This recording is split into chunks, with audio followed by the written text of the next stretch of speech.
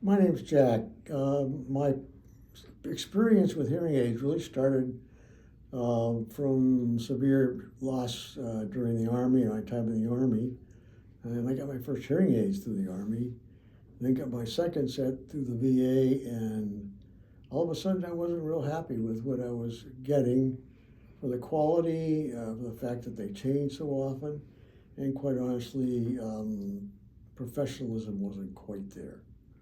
And so I decided not to wear hearing aids for about 14 years. It didn't make my wife happy.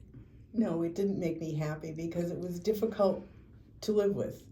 And I have a family history of the women having hearing aids. And ironically, I met Dr. Robinson in an exercise class. And after a freak accident, she really recommended that I come in to have my hearing checked as well as my balance. And she was spot on. My hearing was off.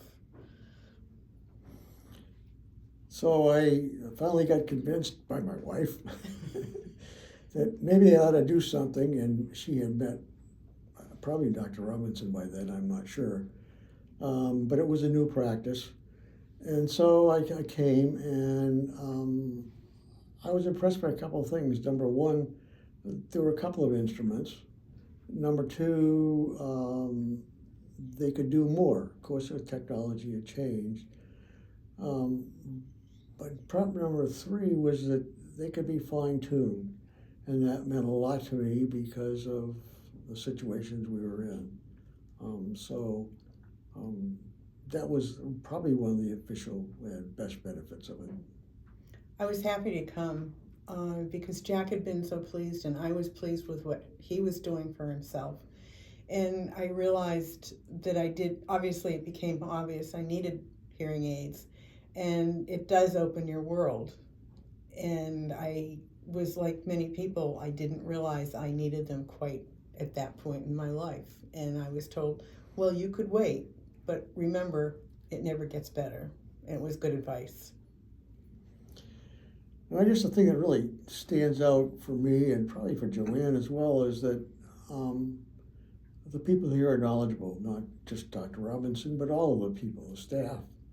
Um, and the attention that they give is very personalized. Not only for tweaking the hearing devices and recommendations, but just getting to know you as a person. And that's important.